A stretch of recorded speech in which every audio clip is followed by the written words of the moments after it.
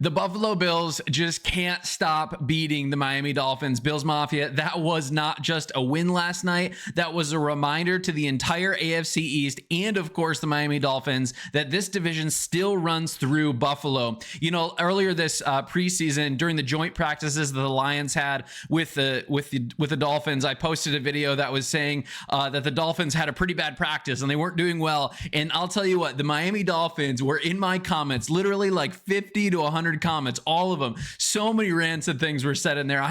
There was so much monitoring happening in that video.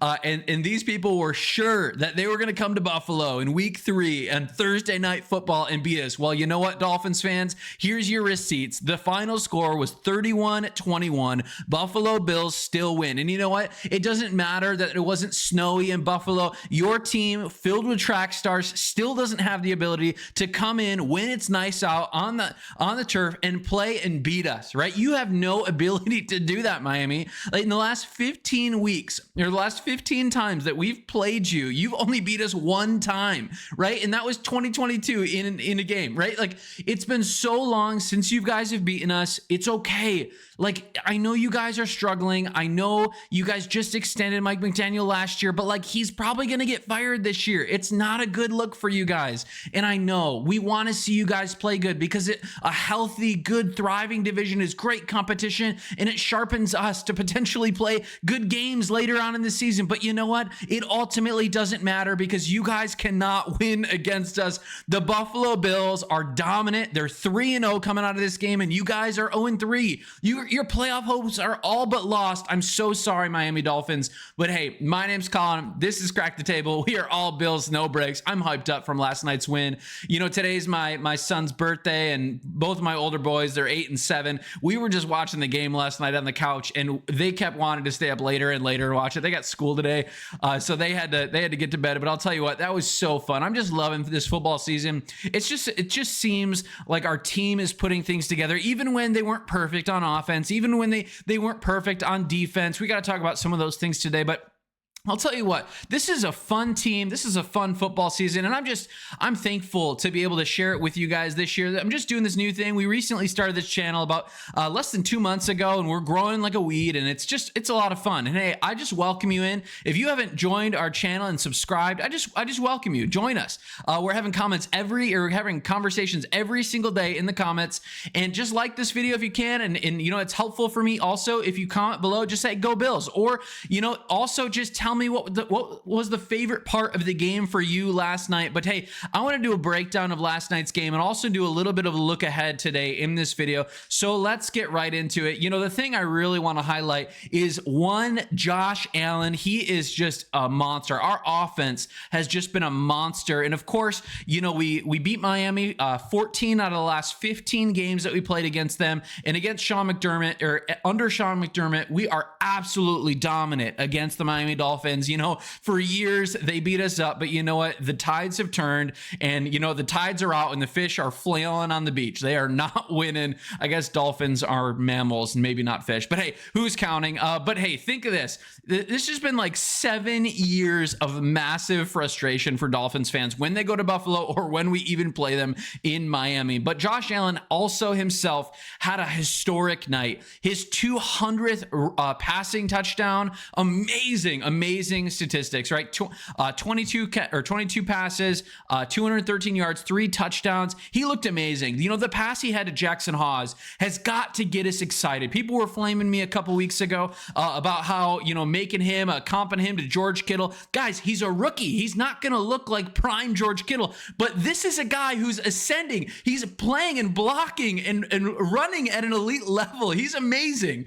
We've got to be so excited for this pick that we have, just a rookie playing really well. But again, Josh Allen, even right now, he's got 301 total touchdowns from scrimmage, and he's rewriting the record books. He's the fastest ever to hit that 200 touchdown milestone. Again, even when Miami had, you know, a good game, this offense was just chugging along, just continuing. You know, some people even on news were like, oh, you know, the Bills had some struggles on offense, but you know what? We scored 31 points in the game. Like, if you're scoring above 30 points, points. Like, you win 90% of the games. You know who also played really, really well for us? And I'll put some, I love this tweet from this guy here from Hansel. Just some domination, just some quotes here from him doing really, really well, or from our team doing really well. But the guy also on our team who did really well was James Cook. James Cook is proving that his contract was well worth it. In the Dolphins, I was looking up some stats, 36 games with not a single 100-yard rusher against them. But you know who shredded them for over 100 yards? James Cook did, right? 19 carries, 2 touchdowns, really well. He had a really good game. And this again, this is bigger than one game. Through 3 weeks, you know, the offense is just rolling in the rushing game. Again, passing, rushing, tight ends, wide receivers, Josh Allen running the ball. It doesn't matter.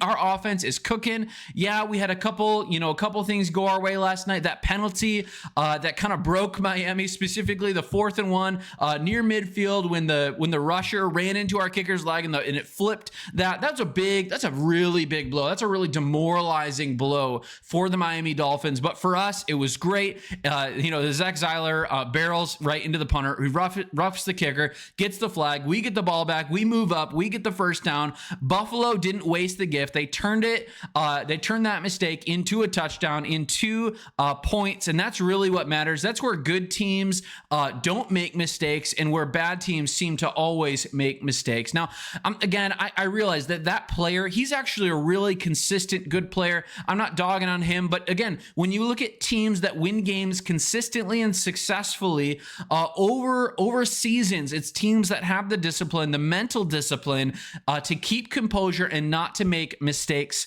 just like that. Tua also, here's our upcoming schedule. We'll talk about that in a moment. But Tua, he had a good game. Jalen Waddle had a touchdown. Tyreek Hill had a touchdown. This was a game that really they looked pretty good. They stopped us a couple times here and there. We had to punt it a couple times. And Terrell Bernard pounced on that last second play. He caught that interception, and Miami had one turnover. And again, this is like the 50th game in a row. I don't know, the 20th some game in a row where we have had more turnovers than the opposing team. And a turnover was the fatal mistake of the Miami Dolphins at the end of the game. The turnover, Terrell Bernard jumped the route. He caught the ball, interception, drive over, game over. Again, it's just amazing to see. So what's the ultimate story from that? Buffalo takes a cracking foundation of the Miami Bills, and you know what? They establish the run, they establish the pass, they use their tight ends efficiently. And even Dalton Kincaid, he should have had 2 touchdowns. But you know what? They prove once again that with the cracking foundation of the Miami Dolphins, that they can get in, they can win the game, even if it's not perfect, even if it doesn't go exceptionally their way in all occasions. Josh Allen can continue to play well, can continue to hit milestones.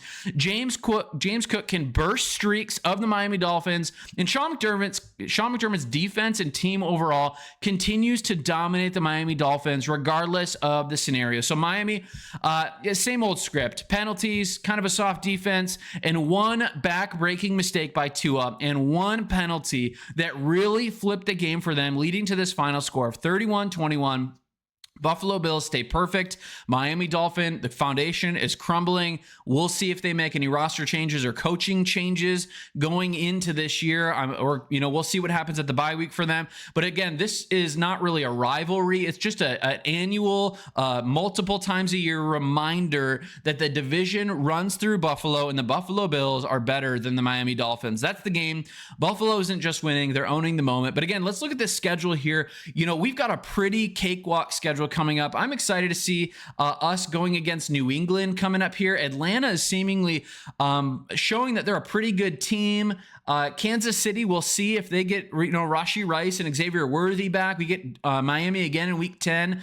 Tampa Bay is usually pretty good. Houston's all right. Well, but the next 3-4 games, there's not I look at this and I'm like, there's no reason we shouldn't be 6-0 going into the bye week. What do you think? Should we be 6-0 going to the bye week? week. What of the next 3 games are you worried about? Or maybe, I don't think we're really worried about New Orleans here, but how do you feel about New England, or how do you feel about Atlanta? Are one of those teams going to be more difficult than the other? They're both pretty good teams. They're both growing they've got some second-year quarterbacks that are ascending. We'll see if they hold it together. But in all of it, it's just been a joy to watch the game, to hang out with you guys. If you haven't subscribed to the channel, just join us. Earlier in this video, I said James Cook had 2 touchdowns. I realized he only had 1 touchdown last night. Khalil Shakir had 1, Haas had 1, Kincaid had 1, and then James Cook had 1. So, but in all of that, this is Crack the Table. We're all Bills, no breaks. It's a beautiful day outside. It's a beautiful fall day. It's my son's birthday. Go Bills. Peace out.